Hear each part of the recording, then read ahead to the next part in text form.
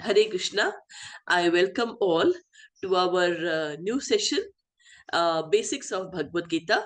This is session 1 of Basics of Bhagavad Gita. What are we going to do in this particular chapter is we are going to do a thematic study of Bhagavad Gita. In the last session that we did, the study of Bhagavad Gita, we completed all the 700 shlok one by one in a serial chapter 1, chapter 2. Now, here the difference is there are few themes in Bhagavad Gita, and we are going to talk about those themes in Bhagavad Gita so that it has a much clearer understanding what actually Krishna is wanting to tell us, because the shloks are actually spread across Bhagavad Gita. Here it will be all put together and we'll discuss that theme. Now, this is based on the teaching of His Divine Grace A.C. Bhakti Vedanta Swami Prabhupada, founder Acharya of iskcon. So today we will do the introduction session, and from next time we will actually go into the details of each theme. So the first question that comes to our mind is, what is Bhagavad Gita? We talk about Bhagavad Gita. What is Bhagavad Gita? Bhagavad Gita is actually a classic timeless wisdom, the summum bonum of spiritual truth. Summum bonum is basically the highest school, highest standard that of spiritual truth. So that is what is Bhagavad Gita. It was spoken some 5,000 years ago by Krishna to Arjuna, and this is a part of Mahabharat. It is a part of our history, itihas, called Mahabharat. I think we all have heard about Mahabharat. And from chapter 25 to chapter 42 of Bhishma Parva, this 18 chapters that is there in Bhagavad Gita is falls as a part of Mahabharat, and it has total 700 shloks. Right now, there is a Adi Shankaracharya. He has sung Gita Mahatmya, the importance of Bhagavad Gita, for all of us to understand what exactly Gita plays in the life of all of us and what we should do. So in the Gita Mahatmya Shlok 6, Adi Shankaracharya writes, Sarvo Upnishado Gavo Dugdha Gopal Nandana Partho Vats Sudhir Bhokta Dugdham Gritamitam Mahat. It means Sarva is all the Upanishads.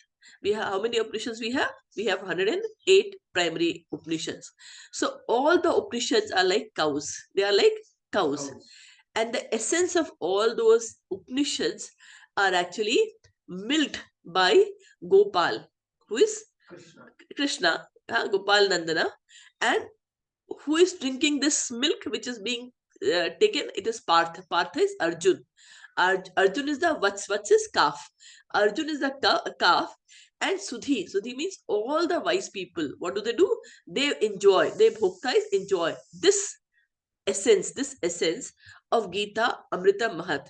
So Sri Adi Shankaracharya says, all the Upanishads are like cows. Krishna, the son of the cowherd, is the milker. Arjun is the calf, and the wise people are the ones who drink the milk, and the milk is the nectar of Bhagavad Gita, the supreme essence. So, Bhagavad Gita is the essence of all Vedic knowledge. Krishna himself says this in Bhagavad Gita chapter 15. He says, Sarvasya chaham hidi sannavishto matah smritir gyan apohanam cha vedaishya sarvair aham eva vedyo vedanta krid ved vidiv chaham. It means Sarvasya cha aham hridi sannavishto. I am situated in everyone's heart. I am Sarvasya cha aham hridi sannavishto matah. From me comes smriti. Smriti is memory, remembrance. Gyan means knowledge. And apohanam is forgetfulness. So the remembrance that we get, or the forgetfulness that we have, or the knowledge that we get is because of Krishna, who is situated in our heart. And then he says, Vedaishcha sarvar aham eva vedyo. Vedyo means to know. So from all the Vedas, whatever Vedic scriptures are there, what is the essence of all these Vedic scriptures? I am to be known. I am to be known. And we would have heard about Vedant Krit. Vedant is the philosophies written by Ved Vyas. That is the end of summary of Vedas. Vedant Krit jo hai, I have written that Vedas. I have written that because if you remember in chapter 10, Krishna says that among the rishis, I am Ved Vyas. He says, I have written the the Vedanta is written by me. So let us read the English translation. Krishna says, I am seated in everyone's heart, and from me comes remembrance, knowledge, and forgetfulness. By all the Vedas, I am to be known. Indeed, I am the compiler of Vedanta, and I am the knower of all the Vedas. This is what is a 15th chapter, which is again an important chapter from 15.15. This is what Krishna says.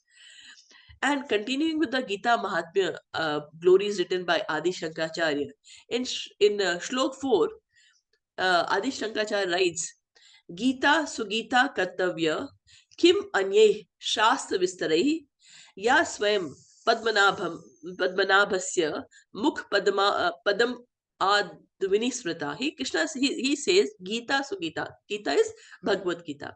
Sugita is beautiful song. Kartavya is it's our duty to read that beautiful, sing that beautiful song. Kim Anye, what is the need of Anye? All other Shastra, all other scriptures. What is the need of that other scriptures? Vistare, to go into detail of those scriptures. Why? Because Ya Swayam Padmanabhasya. This Bhagavad Gita is actually spoken by Swayam. Swayam is who is by himself. Who? Padmanabh. Padmanabh is Krishna, who is the supreme God. He has spoken this Bhagavad Gita from his mukh, from his lotus mukh mouth. This has been spoken. Then what we should do? We should actually regularly Avanishrita. We should actually regularly hear and read Bhagavad Gita. So this is what Krishna Adi Shankaracharya says in Gita Mahatmya Shlok 4. And Adi Shankaracharya, I'm sure many of us would have heard the song Bhaj Govindam, Govindam Bhaj Mudhamate, Samprapte, Sanhite Kale, Nahi Rakshati, Dukhi Kare, right? So this is something we would have been heard this song. This song is again Bhaj Govindam has been written by Adi Shankaracharya. And this he wrote when he was visiting Kashi with his disciple. And there he saw that some of the people who were in old age, they were trying to decipher the Sanskrit grammar and read into that, and these words was spun from him, from his mouth automatically, that what are you doing this and wasting your time? It is time for your ripe fruit. Any day you can actually go. So what you need to do is Bhaj Govindam, sing about Govinda, worship Govinda, worship Govinda, worship Govinda. Oh fool, rules of grammar will not save you at the time of your death. So at the time of your death, it is not the rules of your grammar will help, right? Yeah, so that is what is Bhagavad. So that is the importance of Bhagavad Gita, that we must know and we must read Bhagavad Gita, right? What is the purpose of Bhagavad Gita? I mean, what is the purpose of Bhagavad Gita? Why Krishna spoke Bhagavad Gita?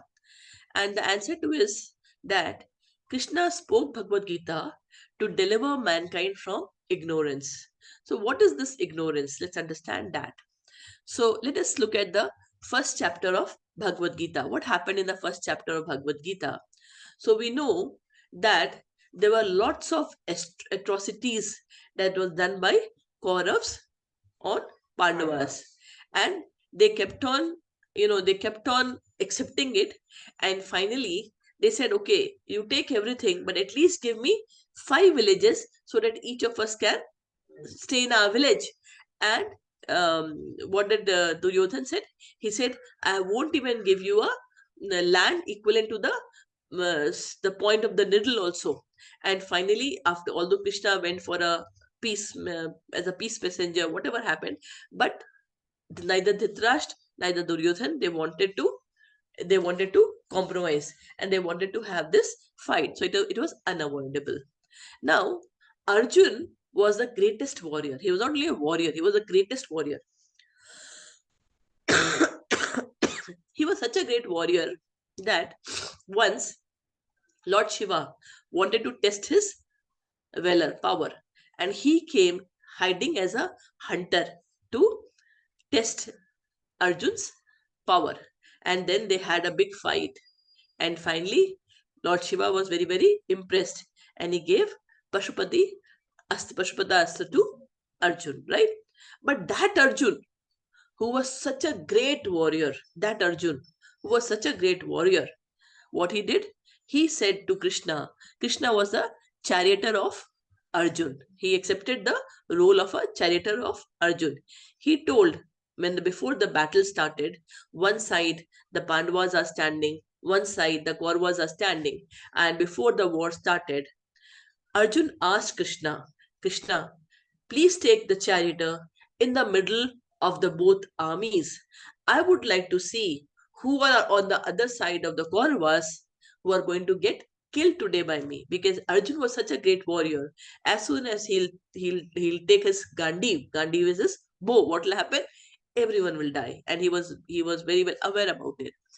And Krishna, very smartly, he took the chariot and put that in front of what of Bhishma Pitama and Dronacharya. Bhishma Pitama is his great grandfather, and Dronacharya is his teacher, and he's the favorite student and the favorite child of Bhishma Pitama. This was the time when Arjun realized that what is going to happen, what is at stake in this war, and he started looking at on the sides of Kauravas, and he saw that five generations of people were actually standing in the battlefield. Someone who was equivalent to his father-in-law, someone who was equivalent to his great-grandfather, someone who was like his friend, someone who was like his son, who was son's son. Those five generations and all the men were actually there in the battlefield. And thinking, as soon as the war starts, all of them will kill. He actually got into compassion. Because of compassion, he became very anxious. He became very, very anxious. Yeah. And he was, as being anxious, what happened? His limbs, his body, it started trembling. His mouth started drying up. His hair started standing. His bow started slipping. His skin started burning. And he was unable to stand. His mind started reeling. And he was saying, "Oh Krishna, I don't see anything but misfortune. If this war happens, I don't see anything but misfortune." So the first thing that happened is he became very compassionate, and because of that, he became very anxious. It was anxiety that was troubling him. Then he was foreseeing no enjoyment in victory. Why do we want to win something? We want to win something because it is a competition, and I can show to my family, friends that I have won this. Right? So it is not only the Kaurava side will die, but also the people on the Pandava side will die. Only 8 people were left at the end of war. Everyone else died. So Arjun had a realization that with whom will I enjoy? If I won this battle, with whom I'm going to enjoy? There'll be no one with whom there'll be only dead bodies all around. And in that, how can I enjoy? So he says, there'll be no pleasure without relatives. And he said to Krishna, I will not do this fight. What about this earth? What you're talking about, this earth? This fight is for this earth. Even if someone gives the three world free, I'm not going to fight. Then he was scared about the sinful reactions that Arjun will get because of this fight. What was the sinful reaction? He said, okay, Kauravas are alpa buddhi. They are greedy. They are less intelligent people, because of which they are taking away things from us. It's okay, because they are because they are less intelligent. They don't see any fault in fighting. But I understand the loss that we are going to bear. So I cannot fight. I cannot fight. It is going to give us sinful reaction. I will only get pap, because we knowingly what is going to happen. By having that realization, I'm still going forward to fight. And then he said, destroying the family traditions. What will happen if all the men are die? Then who will take care of the what we do, the in the Pitra Paksh, we do the Shad. Who will do those Shad for the elders? And then what will happen? They will fall down. Then all the ladies at home, they will be widow. What will happen to them? What will happen to the kids? And those, it will be a misfortune together. And then he said, I am ready to live like a beggar, but I cannot fight. I'm fine to go to forest, but I cannot fight. And then it continued in second chapter. He says, Krishna, I am not able to take any decision. Now, this whole chapter 1, Arjun spoke everything except for four words which Krishna spoke when he brought the chariot in front of Bhishpitama and Drovacha. Otherwise, it is all spoken by Arjun. And he continued in the second chapter also. The best thing that Krishna did, Krishna was just listening to Arjun without giving him any gyan. Yeah. But then Arjun said to Krishna that I am totally bewildered. I don't know what is happening. And I am actually surrendering myself totally to you. I'm surrendering myself totally to you. And please help me to be my guru and guide me as what is right and what is wrong. Yeah. Now, unless Arjun surrendered to Krishna and accepted him as a guru, Krishna did not speak. But once he did that, Krishna actually took the charge of being a guru and spoke Bhagavad Gita. This Bhagavad Gita, he not only spoke for Arjun, for all of us, because all of us in this material world faces all these complexity. I think even if we are there, we will have a similar thought as how we can kill, right? So what Arjun was going through was a fight between an inner fight between the Kul Dharma. He was from the Pandavas. He was from the same Kuru dynasty. So it was his Kul Dharma to protect the dynasty. That was his Kul Dharma. And there was a Varn Dharma, being a Kshatriya, being the king. He has to fight against adharma, and he was getting confused and was attached compassion, and this is what was his condition. So what Bhagavad Gita did, what Krishna did when he spoke Bhagavad Gita in the end, Arjun said, I have understood everything, and now I am ready to fight and follow your advice. So Bhagavad Gita is for all of us, because in this material world all of us are going through some or other suffering, right? And once we understand Bhagavad Gita, we will know how to manage our life better, right? So what is the purpose of Bhagavad Gita? It is deliver mankind from ignorance. So Arjun was in ignorance, and in the end, Krishna, after listening to the Bhagavad Gita, Krishna took him out of ignorance to the enlightenment, right? Second very important thing of purpose of Bhagavad Gita is to revive the eternal relationship of love between each soul and God. So when we read Bhagavad Gita, we have questions like, who am I? Who is Krishna? What is the relationship we share with Krishna?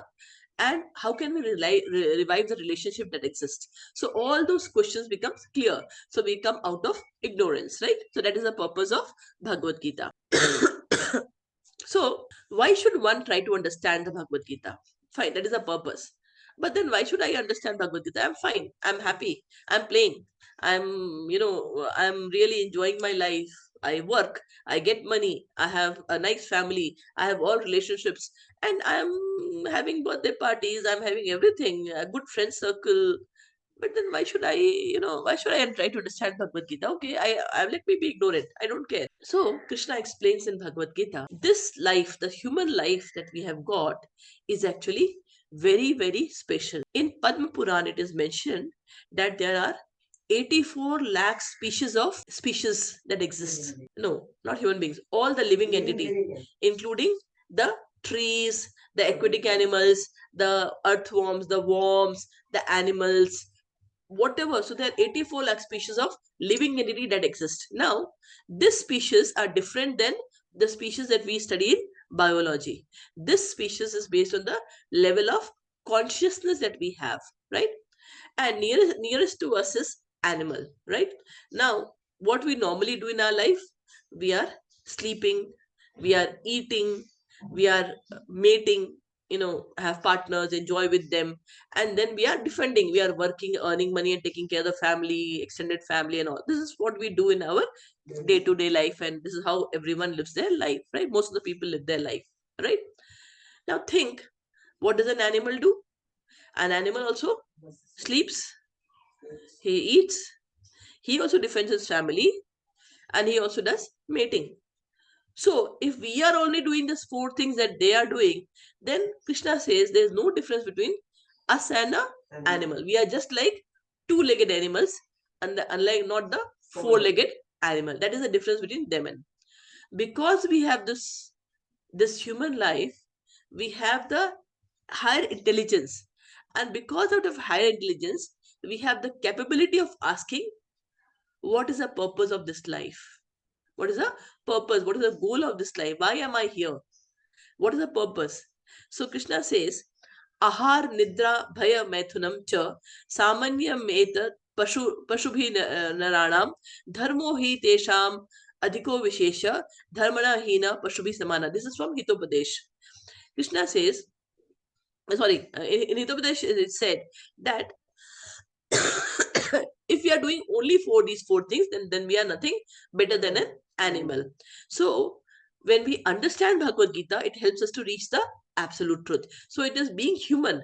If we don't have that knowledge, we will not know what is the right karma, what is the wrong karma, and then what happens? We will slip down from human life to other lives. We can become animal, we can become insects, we can become tree, in our next life. And in that, the level of consciousness is so low that you cannot come back to human life. It may take millions of years to come back to human life. So what happens is, when we have this consciousness, when being human, we have the consciousness. So we have to use our life wisely to understand who am I, what is my, and also grow spiritually, right? And the question is, why should one try to understand Bhagavad Gita? Krishna says, to make permanent solution to the suffering of this world. Now, as per Bhagavatam, there are three kinds of suffering. Even in Bhagavad Gita, Krishna says the three sufferings that we all go through is Adhyatmik, Adi Bhautik, and Adi Devik. Everyone, whoever has born here, will go through this three types of suffering. What is Adhyatmik? Adhyatmik means suffering because of our body and mind. We inflict situation in our mind which actually makes us what do you call it, depressed, or we inflict pain to our physical body. So that is to our body and mind. When we create pain because of our own reasons, that is called adhyatmic. Maybe everything is fine, but I may imagine that things are going wrong, and because of thinking all those negative, I may get into depression. And when I get into depression, actually I am creating a mental, I'm creating a mental stress on myself, right? So that is called adhyatmic suffering. Then is adi bhautik. Adi bhautik is because of others. Maybe your daughter, your son, your neighbor, because of maybe the mosquito. Many people, when they sit, there are mosquitoes, they keep on troubling the people. That's quite normal. So that is adi bhautik, because from the bhautik, apart from you, there are other living entity that keeps on troubling you. That is adi bhautik, miseries caused by other living entity. And then is adi devik. Devik is natural disaster. We have flood, we have that cloud burst we saw, then we have what do you call it? So all those things is adi devik, all natural disaster. So these are the three sufferings that the human go through in their lifetime, right? So Arjun also was having the adhyatmic miseries, because he was getting troubled by himself, by always a question in his mind. And what happened?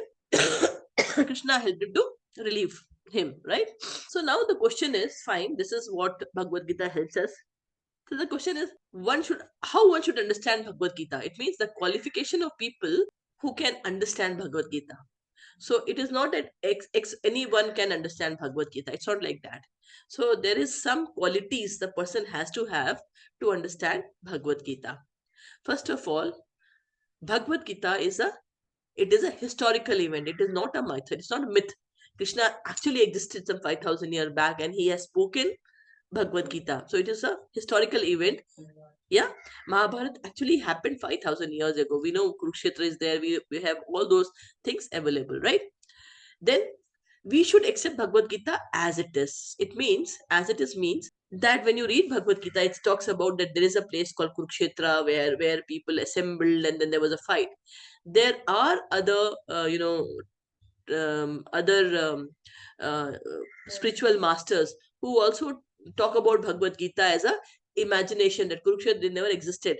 It is all a fight between your mind and intelligence. That is what is all the desires is there, which is your the mind desires the Kauravas and the intelligence. So that is, so basically, no, we have to take it whatever has been spoken by Krishna as it is. We cannot concatenate our own meaning. We cannot bring our own meaning. We have to read what Krishna has written, and we have to understand that what is written as it is, right? What is the meaning of Bhagavad Gita? Bhagavad means God. Geet is song. So Bhagavad Gita is a song of God. Yeah. And to understand Bhagavad Gita, we have to have a spirit of devotion. We have to have a spirit of devotion. We cannot be envious of Krishna. Yeah. For example, Shishupal and then Kans, they were envious of Krishna. Even when Bhagavad Gita was being spoken in there, Duryodhan was also standing. Others were also standing. They did not understand Bhagavad Gita. It's only Arjuna who understand, because Arjun was a devotee of Krishna, right? And so you have to have a devotion, and you cannot be envious of Krishna. Otherwise, you cannot. You have to be humble, right? So if we don't have devotion and we try to listen to Bhagavad Gita, then it is like a bee licking the honey bottle from outside. Honey is inside, but then because of my ego, because of my because of my challenging behavior, not being humble and trying to understand, then what I do, we call it a false ego, thinking I know or I have heard. So very important is be humble, listen, learn, so that we can understand it better, right? So what are the subject matter that is discussed in Bhagavad Gita? Bhagavad Gita basically deals with five main topics, and that is, the five topics are Ishwar, that is God; Jeev is the spirit soul, all of us; Prakriti is the nature, material nature, that is Prakriti; Kal is time; and then Karma, which is activity, right? So these are the five topics that is being dealt in Bhagavad Gita. Apart from Yoga, who can understand Bhagavad Gita? So who can understand Bhagavad Gita? So first thing is, only when we are inquisitive about what is the goal of my life, I want to understand about the absolute truth, what it is. So when you have that inquisitiveness in your mind, then you are the right person to understand, because you have started searching for it. You are no more busy with all those fun and enjoyment, but you also have a adhyatmic thing in you, where you want to understand that what exactly is the goal, what exactly is the spiritual life, what it is. So that is the most important. Inquisitiveness is very important. Then it must be from a bona fide spiritual master, and one should surrender unto him. These are very, very important words. That to understand Bhagavad Gita, you cannot go and understand it from any XYZ person. It should be a bona fide spiritual master. Think, when we start our schooling, right from, when we are second standard, we go to school. Even for writing A, B, C, D, we need a teacher. Even for standard 1, 2, 3, for writing maths, 2 plus 2, 4, we need a teacher. When for writing these things, which is material, we need a teacher, then this spiritual truth, which is so philosophical, how can we understand without having a right spiritual master, without having a right guru? Now, who could be a guru? And basically, what is this bona fide spiritual master? So, as per our Shastra, there are four Vaishnav Sampradaya. Yeah, four Vaishnav Sampradaya. So one is originating from Brahma, and that is called Madhva Sampradaya. Then one is originating from Lakshmi, that is Sri Sampradaya. Then from Shiva, which is Rudra Sampradaya. And one is Kumar, the four Kumaras, which is called Nibarka Sampradaya. So these are the four Vaishnav Sampradaya, which we can learn from any of them. And in Brahma Sampradaya, Madhvacharya is the important guru, who actually he's the who actually drove the Madhva Sampradaya and knowledge about Bhagavad Gita. So Udupi temple, it comes under the Madhvacharya is that. Yeah. Now Sri Lakshmi Sampradaya, Sri Sampradaya is basically Ramanujanacharya. When you say Ramanujanacharya, he was the one of the. There are many lot of acharyas, but they are the known names. Yeah, and they have contributed a lot for the spreading of the knowledge. And when you talk about Ramanujanacharya, then we know about the biggest temple in India, which is that Sri Rangam. The Sri Rangam is the Sri Sampradaya, which is from Ramanujanacharya. Then we have Shiv Rudra Sampradaya, and in that Sampradaya, Vishnu Swami or Vallabhacharya, they are the famous name. So if you know about, in near Udaipur, we have Udaipur we have, what do you call it? That is a very famous temple. That is basically the Vallabhacharya Sampradaya. And then we have Kumaras, which is the Nimbarka was the now Chaitanya Mahaprabhu, the one that is followed, that we follow. It comes under Brahma Sampradaya. It's called from Madhva Sampradaya. It's called Brahma Madhva Gaudiya Sampradaya. It is Brahma, Madhva, and then Gaudiya. Gaudiya is basically God. That is Chaitanya Mahaprabhu Sampradaya. So that is, we all come under the Chaitanya Mahaprabhu comes under the Brahma Sampradaya. So we should follow the bona fide sampradaya, and we should take knowledge from that sampradaya. We just cannot go and take knowledge from any XYZ, right? So Krishna says in Bhagavad Gita that before that, let me see. So these are the four. So one must approach a bona fide spiritual master. You have understood me, a bona fide spiritual master, and surrender unto him. Very, very important. Now all these gurus, they are realized, they know the truth, they have actually realized things, but any guru will not speak when you are challenging him. So if you really want the knowledge, you have to be humble, you have to be polite, you have to be surrender. When they see, when they are sure that you are really want to understand the knowledge, then only they will impart the knowledge.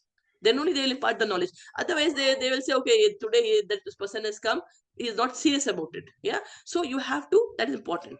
So surrender unto him, like Arjun surrendered to Krishna, right?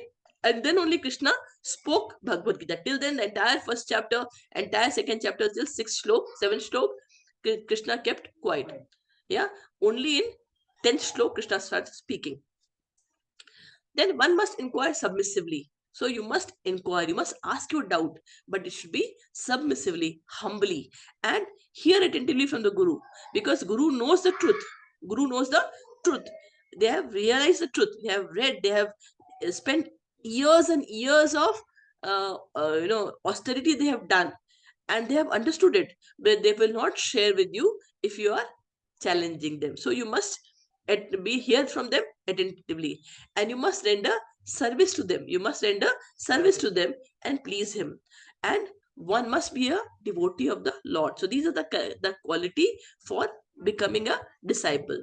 Now Krishna says in the 4th chapter of Bhagavad Gita, Krishna says, tat vidhi pranipatena pariprashnena sevaya updeshanti te jnanam jnaninas tattva darshana. It means that absolute truth, vidhi, that vidhi is by approaching pranipatena, means submissively, pariprashnena, inquire with them gently, sevaya, by providing service to them.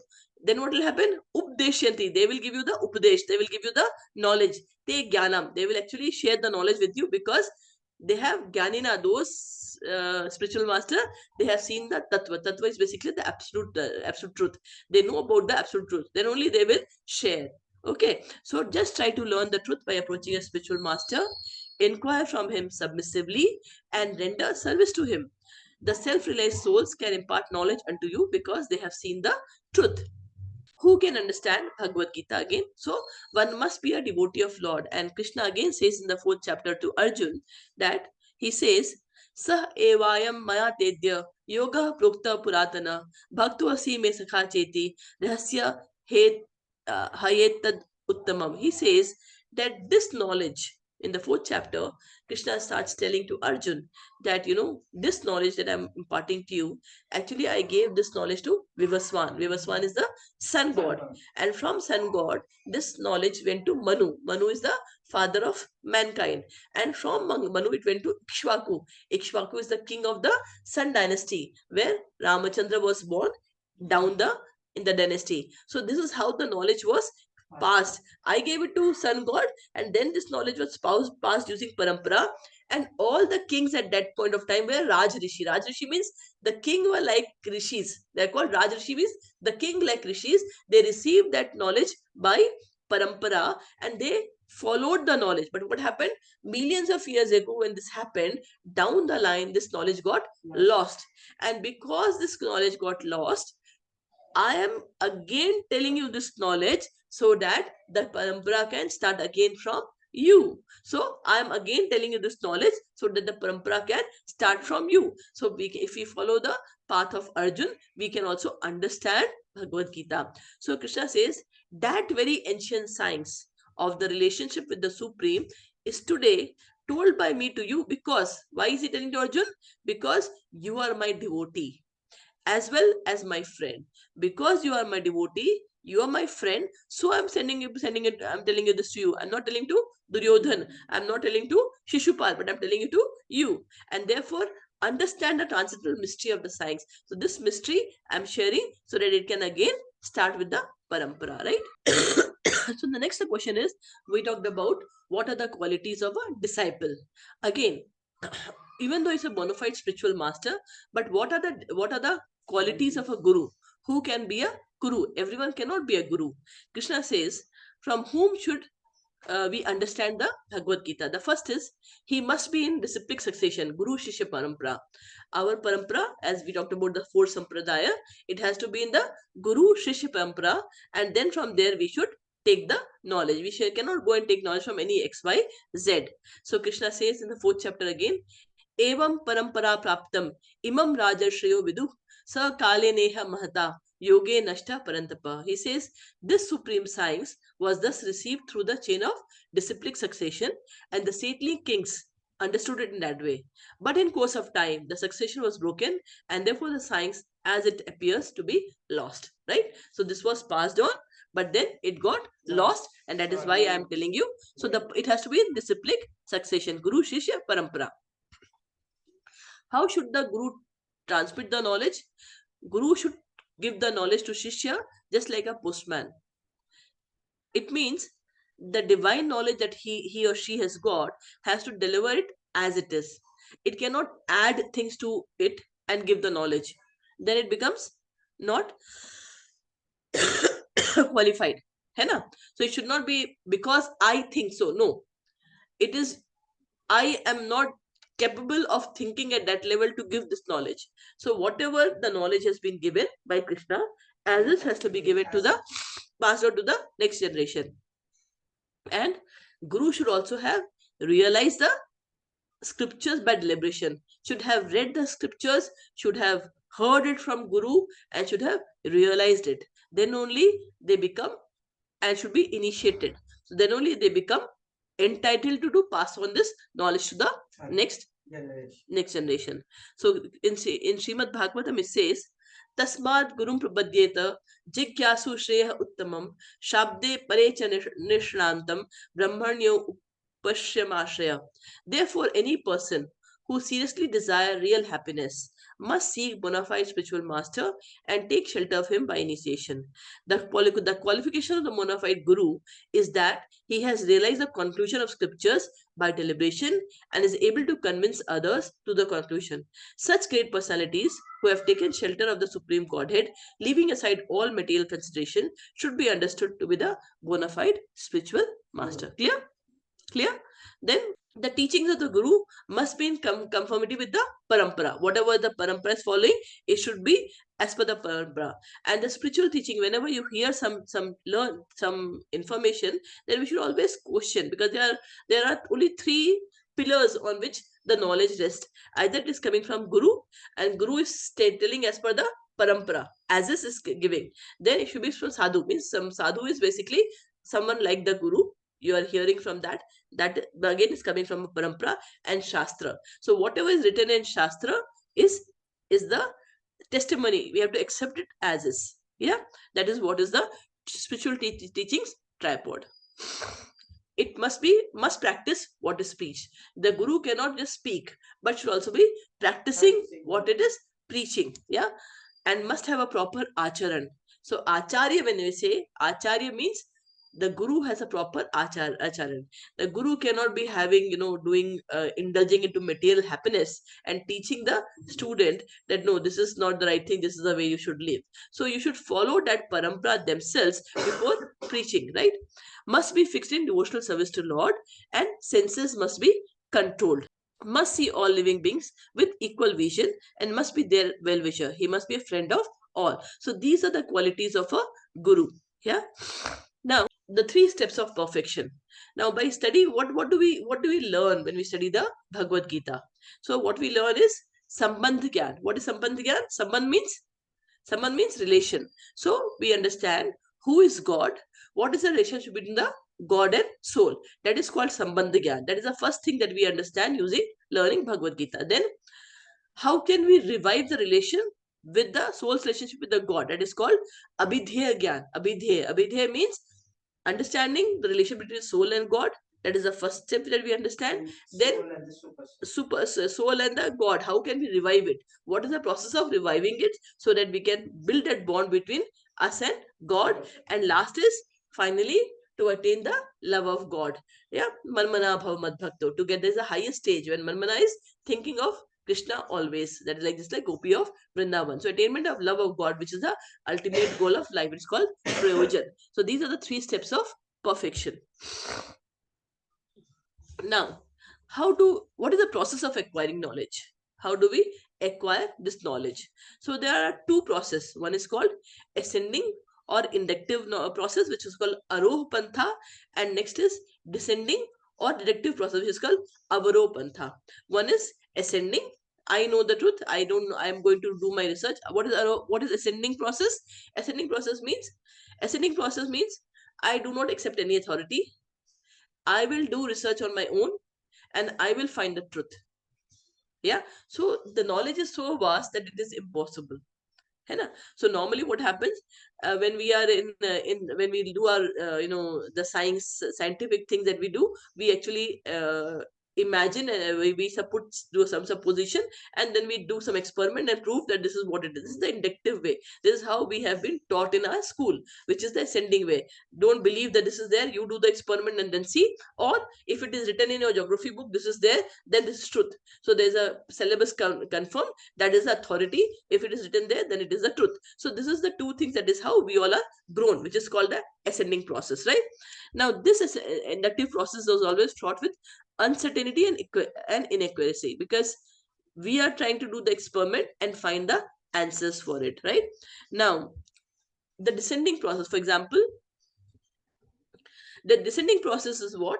It involves the bona fide authority. Yes, there's an authority, and we have read it.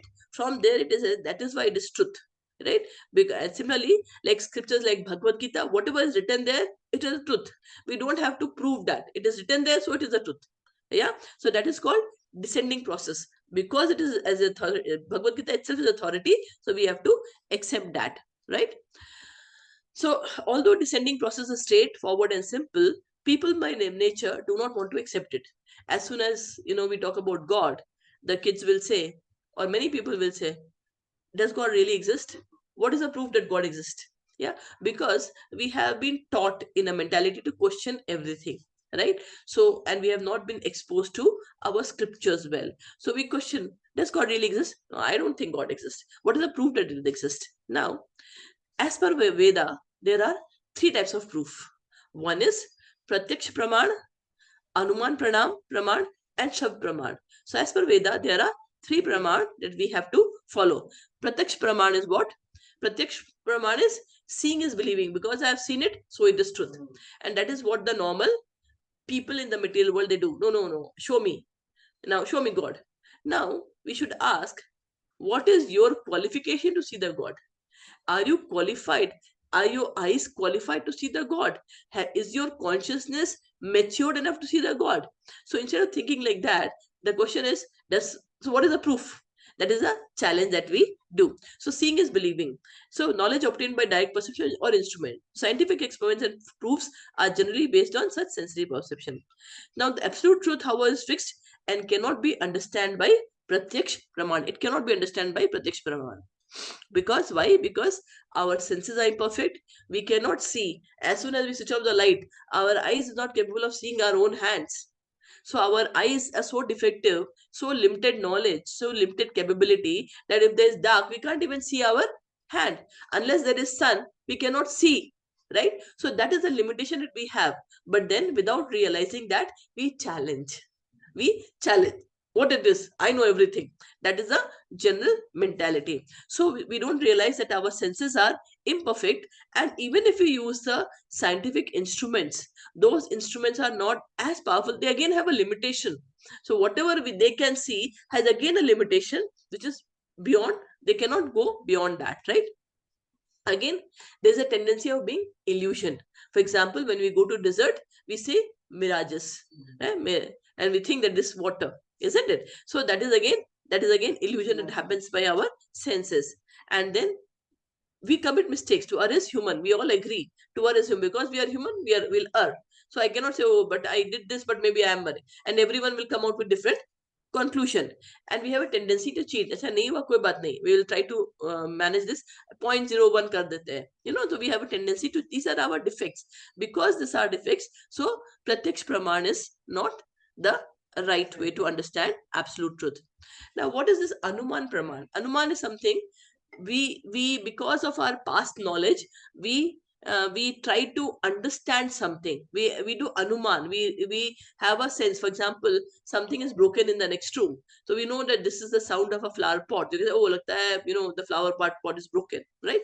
So there's a story of six blind men and an elephant. So the six blind men, they were actually put in front of a elephant, and they started feeling the elephant. Now one person touched the leg of the elephant and said, elephant is like a pillar. Another one touched the tail of the elephant, says elephant is like a rope. One touched the tusk of the elephant, said, no, it is sharp like a spear. One touched the trunk, he says, no, it is like a snake. And another one touched the body, no, it is like a wall. So all of them were actually partially correct. They were partially correct. Because they are blind, they cannot see the complete picture. Yeah, but it's only when someone with the both the eyes open can see that, then only can say, okay, you are partially correct, but this is the actual truth. So that is the role of a spiritual master in our life. We may try to search something and come out with we can find some truth and think this is what it is. Yeah, because this is our limited knowledge. We are not under any bona fide sampradaya, and we are trying to understand based on our knowledge, whatever I can listen. So now a lot of people in the marg of gyan, they keep on writing books. Again, they are writing books based on their knowledge. Yeah, so that is again limited. The question is, again, how correct is that knowledge, right? So we have to go back to our scriptures. So that is what is a blind man and the elephant. So we have to have the spiritual master who has realized the truth and can impart and tell us how actually the elephant looks. So anuman praman is also half truth, half cannot be understood well. Now third is shabd praman. Shabd means word, and shabd praman actually refers to the Vedic literatures, the scriptures that we have. That is, what is scriptures? Scriptures is the word of God. What is scriptures? It is the word of God. So hearing from a bona fide authority, shabd means word that refers to Vedic scriptures. For example, not only Vedic, when you're in school, you have a NCRT defined syllabus. When you take the geography book and say there is a country called Ghana, you believe it, although you have not gone to Ghana, because you know it is written in that book. Right? Similarly, when you are talking about the scripture knowledge, you know that, okay, this is the sampradaya from whom I am reading. This is the message, this is the scriptures where it is written. So what I'm getting is the right knowledge, right? So Shabda Praman is the one. So accepting information from bona fide authority is beneficial and necessary because we have no choice. It saves times and inconvenience. It is the safest method. So Shabd Praman, we refer to authority which is infallible, perfect, and free from all defects, right? And which is what is that authority? Which are our scriptures, right? And it is apurusha. Apurusha means it is not written by any human being. It is the word of God. So that is why it is perfect. Any human cannot be perfect. So it is the word of God, scriptures. That is why that becomes our ultimate truth. It's written there, so it is truth, right? And it's a complete knowledge. So when something is stated in Veda, we immediately accept it as truth. The evidence for it being true is that it appears in Veda. That's all, and that's called Shabd Praman. So we should always look for Shabd Praman when we are stating any facts. Now, example of infallible wisdom of Vedic scriptures. Formerly, Earth was considered as flat. Earlier, Earth was considered as flat. But then modern science later revealed that it is spherical. But the Vedas stated long back that our Earth is bhugol, it is round, right? Similarly, the concept of relativity of time, it has entered into the modern science some 2-3 centuries ago. But thousands of years ago, the relativity of time is already mentioned in Vedas, right? Now, so what is scriptures? Scriptures is the word of God, and it is the law book of life. It is a manual for the universe, the means to understand God and absolute knowledge. So we have to go through our scriptures and learn from our scriptures. The question that comes to us is, why do we have so many scriptures? We have so many scriptures, and which one should I go for? Now, Vedic scriptures, in a very, very broad sense, have got Vedas. We have 4 Vedas: Rig Veda, Atharvaveda, Samveda, Yajurveda. We have Puran. We have 18 primary Puran. We have Upanishad. We have 108 Upanishad. We have Itihas, history, Ramayana and Mahabharata. Then we have philosophical like Vedanta and all, right? So our dharma is very, very broad. Now imagine there are so many people in 4 lakh species we have. Everyone cannot be of the same level of consciousness. Everyone cannot read at the same level. So our Sanatan Dharma gives an opportunity for the people to choose from wherever they are, at whatever standard they are, and then learn from there and move up from there, right? So that is why we have so many scriptures based on. Similarly, we have so many devtas, because it's not possible for us to know the supreme truth, but then we may be attached to some devata, right? That's how, when we read Bhagavad Gita, we'll come to know. So it is based again upon the level of consciousness where I am today, and it is fine. It is fine. So that is the beauty of Sanatan Dharma. It offers us that. What we need to understand, what is the overall construct, and where we are going to, how we will approach the ultimate, right? So as we have different people around the world, we cannot accept all to be of the same level. Some people are in the mode of ignorance, some are in passion, and some are in goodness. And accordingly, our even Puranas are in the mode of ignorance, goodness, and passions. Again, we are all spiritual beings in a journey, in a different stage of our journey. And the Vedic scriptures addresses the need of all. And that is why we have such a broad variety for us, right? So this is what I wanted to share as introduction today in the class, and from next class we'll start into the the themes. We go into the themes. Yeah. So with this, I end the class today.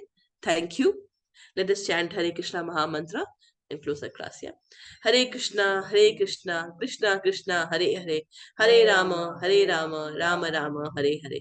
Hare Krishna, Krishna Krishna, Hare Hare, Hare Rama, Rama Rama, Hare Hare. Hare Krishna, Krishna Krishna, Hare Hare, Hare Rama, Rama Rama, Hare Hare Krishna.